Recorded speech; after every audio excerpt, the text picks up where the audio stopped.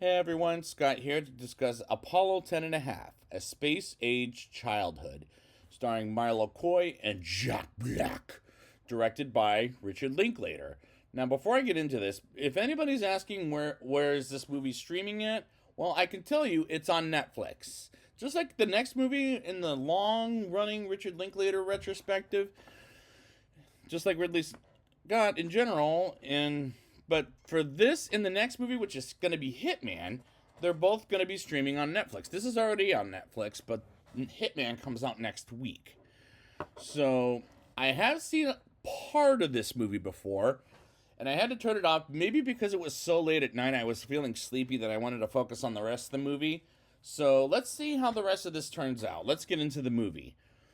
The time is spring in 1969, taking place in South Houston, Texas, where we get an adult Sam narrated by Jack Black, talking about a term of events when he was a younger kid, as Stan throughout the movie is played by Milo Coy, as he's approached by crayons and bow stick from NASA for a mission for the Apollo project before Neil Armstrong first gets to the moon, and he can't tell anybody, not his classmates, teachers, friends, nor family, but instead he has to say he went to summer camp.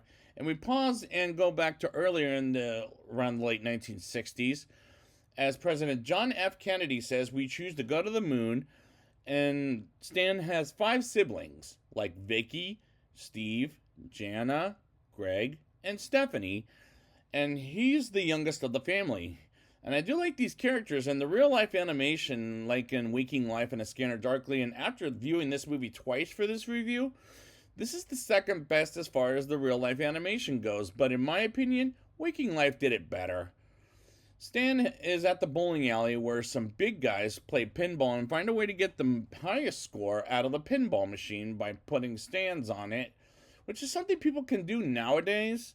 While Stan helps his father building things as he teaches his kids how to get more gasoline for his car than what they give at the gas station, and doesn't bring anything to show and tell. And he talks about how important his father's job at NASA is.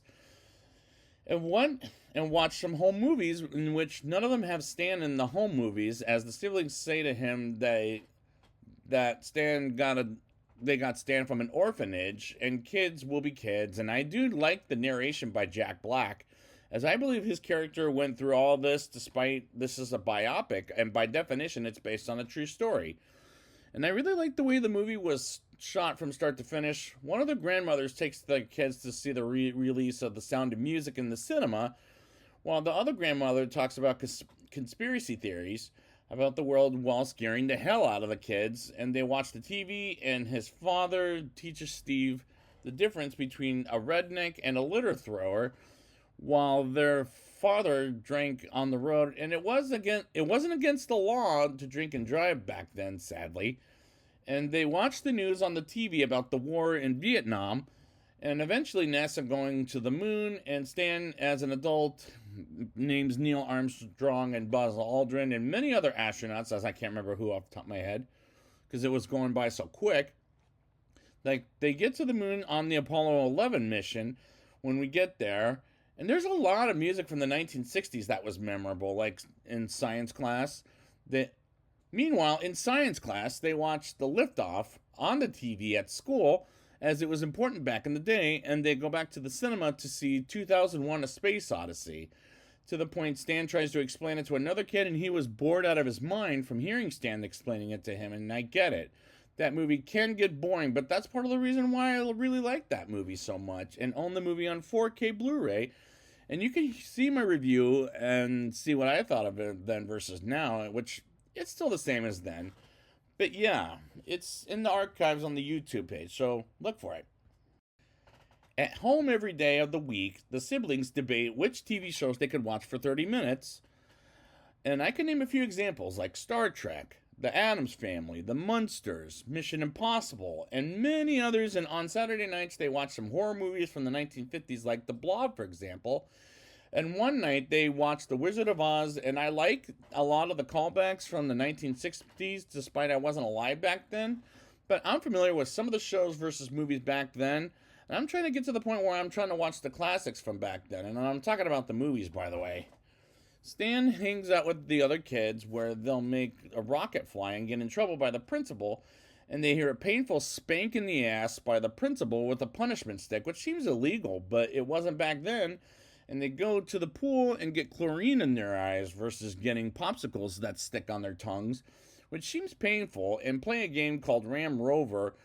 And we get an injury image from a different kid, and some of the stuff they did back then should be illegal now, as it could hurt kids like painfully bad, like Statue Maker, for example, where you throw the kid down and they become a statue of something, which seems a little dangerous and made me scared for them, as they did that did feel a little problematic back then. But I like how they show how problematic it was back then, and it should be now. Vicky gets a job at Baskin Robbins ice cream place, and Stan gets a flavor like something with banana flavored ice cream or something like that. I forget what the rest of the title is. While Steve just gets a vanilla flavored ice cream, and one of the girls play. Well, one night the girls play with a Ouija board while their father gets just some Playboys out of the boys' rooms, and the girls ratted them out. While they never knew who did it to begin with, and they play a game of prank caller as a radio station, which makes sense for while the father gets him one himself and blows the whistle. And I'm enjoying myself with this movie. As this point, the acting is very good in the movie. They go to a movie theater called the Majestic where they see a sci-fi as well as 2 horror movies, and they celebrate the new year. And we get back to when Stan vomits during the test of the mission, and I'm really liking the callbacks at this point. Stan trains for the mission while Kurtz and Bostick train him as they test the rocket and abort the mission. And director Richard Linklater does a good job at keeping me entertained, as I was having a good time with this thus far. And we'll see if it keeps me entertained for the next 30 minutes, as this is a 98-minute movie and it works out well for me. They watch the Apollo 11 mission liftoff on the TV while Stan is sleepy. Maybe he must have been tired at this point, and we'll see why. And he imagines himself on the mission while Neil Armstrong and Buzz Aldrin and the other astronauts imagine himself in that mission at Apollo 10.5. And we move on to the kids playing Until Dark Shadows is about to start on the TV. And we move on to nighttime as they go to a drive-in and sneak in a couple of kids, and they go to different movies while the parents watch the Swiss Family Robinson, which is an interesting choice for a movie night with the family. And we move on to the next day where they go to the beach, and because the mission is going to be on the TV, many space movies were on the TV for the boys while the girls watch a talk show host interviewing people. And I'm so far entertained as this is working out for me. After they get home from the pool, the girls watch the Johnny Cash show on the TV because the band The Monkees were on the show. And the next day comes, and the father offers the kids to go to Astro World, which is a theme park kind of like Disneyland and Six Flags, which looks fun. Like we see the Abominable Snowman taking a cigarette break after scaring the hell out of the kids, while the parents see the mission on the news on the TV, while Stan imagines himself again with the astronauts on the Apollo 11 mission, and he lands on the moon in his imagination. And I'm engaged with the movie at this point. Nighttime comes, and they see the mission while having dinner in the living room, and they see Neil Armstrong setting his foot down while NASA's saying, "That's one small step for man." I can't do it justice, honestly. While Stan is asleep because he felt drowsy from the day, because remember, he went to Astro World, as he dreams it was him on the moon. And after it's all over, everybody goes to bed, including Stan, who was already asleep, as the astronauts get home. And the climax was a good time, as this was a very important in history. But is this the best movie ever made? No. But was this a good movie? Let's find out in the rating. I'll give this movie a 7.8 out of 10. As far as the animation goes, this is the second best of the animated stuff compared to Waking Life, as that movie did it better, in my opinion. And I do like the characters, even the adult Stan narrating his life, and the movie is shot and animated quite well, as the music, movies, and games from the 1960s was memorable. And I like what brought back the kids' days back then. The acting is very good in this movie, as I was enjoying myself with it. I really like the way the movie was shot from start to finish, and director Richard Linklater does a good job at keeping me entertained, as I was having a good time with it for the 98 minutes it was, and it worked out for me as far as the engagement goes.